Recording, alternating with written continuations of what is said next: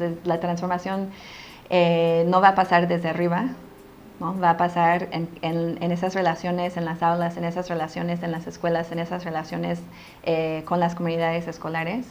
Eso de un lado. Y también del otro, nuestro punto de partida siempre es el derecho, ¿no? Y el derecho empieza con la persona.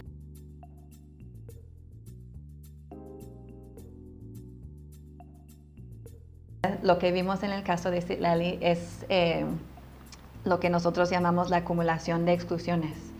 Entonces, en primer lugar, porque es indígena, también tiene una discapacidad, entonces tiene síndrome de Down, es niña y vive en un contexto de alta marginación, ¿no? Entonces, básicamente la respuesta que su familia, ella y su familia recibió fue, ok, tú puedes ser indígena, ir a esa escuela, o puedes tener discapacidad, ir a esa otra escuela, pero no puedes ser las dos cosas, ¿no? Y obviamente Citlali es Citlali, ¿no? Es la persona que es.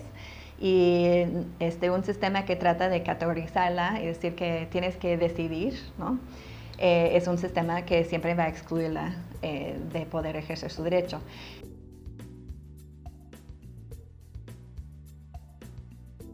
Sí, el caso de Citlali, como mencionas, es un caso que nosotros empezamos a trabajar en marzo de 2017, entonces llevamos 2 años y medio trabajando en el caso.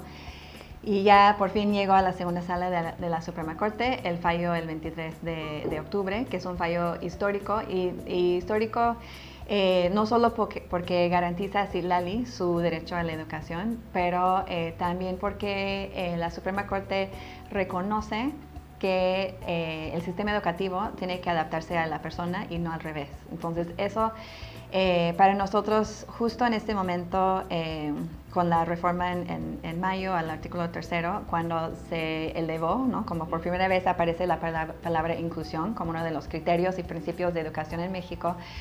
Entonces eso representa un panorama muy diferente a cuando nosotros presentamos el amparo, ¿no?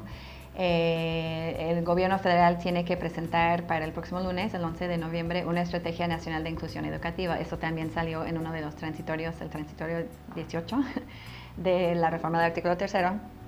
Y entonces, y desde la definición de la inclusión que está en el nuevo artículo 3, habla de la obligación del Estado de responder a las condiciones, capacidades y necesidades de las niñas, niños y jóvenes, y no al revés, ¿no? Y que el Estado tiene que tomar medidas para quitar cualquier barrera para el aprendizaje y la participación.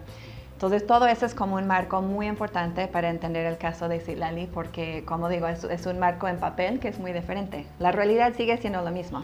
La realidad sigue siendo una realidad de exclusión, pero por lo menos tenemos desde el marco una línea diferente, y con esta sentencia viene a dar un poco más de carnita a lo que está en la Constitución. Entonces ahorita la Suprema Corte está diciendo que Citlali y cualquier niño tiene derecho a estar en la escuela, aprender en la escuela y participar en la escuela, y que el sistema educativo tiene que tomar las medidas necesarias para asegurar que los maestros tengan lo que necesitan ellos, porque parte de esta historia es también una historia de exclusión de maestros, ¿no? Entonces, maestros en una escuela indígena, una escuela rural, una escuela multigrado, que nunca reciben apoyo desde el sistema, y menos apoyo en la inclusión.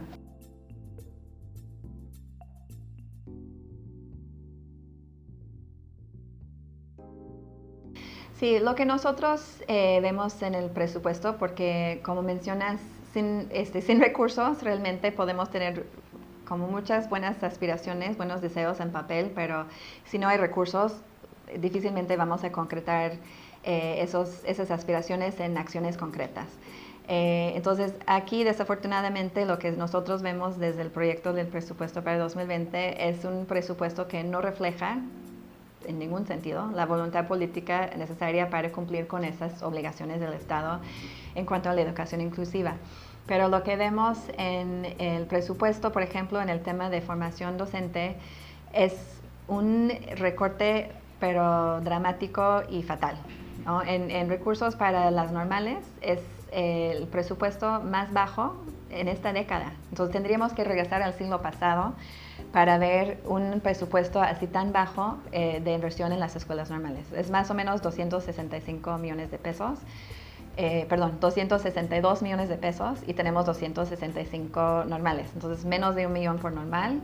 Más o menos se traduce en como 278 pesos por estudiante por mes en las normales. Entonces, eso es lo que vamos a invertir en la formación inicial de maestros, cuando necesitamos desde ahí una fuerte formación, un tronco común, lo que llamamos un tronco común, para la educación inclusiva.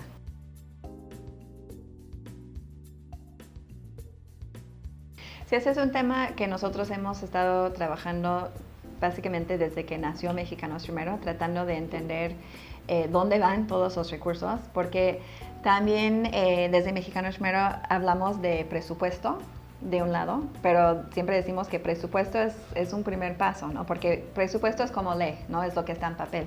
Y gasto es como realmente usamos los recursos. Entonces, la importancia de seguir el curso del dinero, ¿no?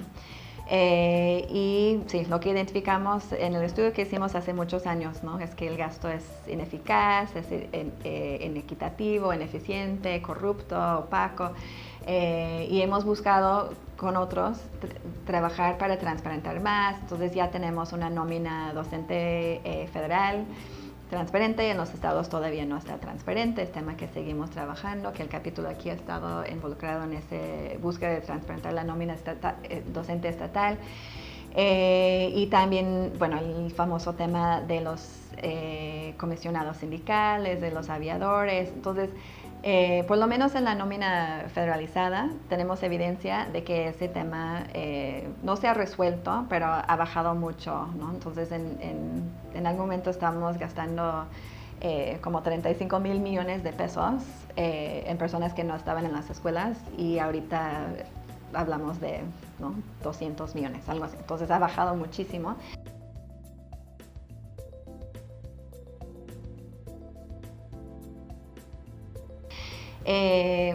Pero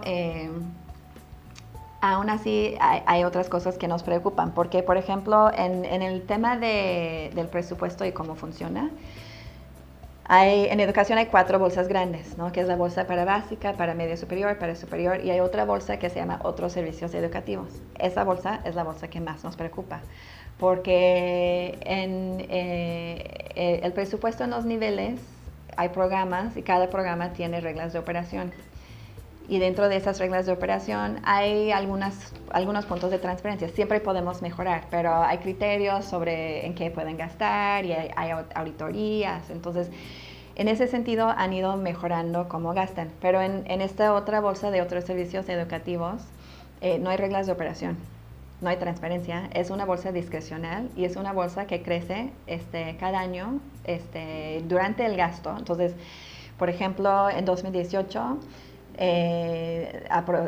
se aprobó un presupuesto para esos otros servicios educativos de 9 mil millones.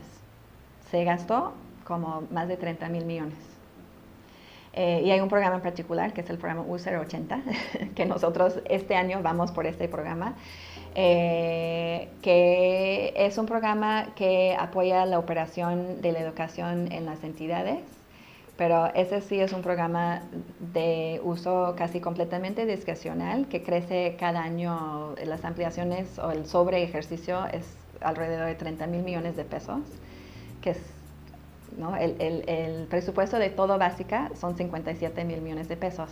Y aquí tenemos una bolsa discrecional de 30 mil millones de pesos. Cada año nadie sabe en qué se está gastando ese dinero.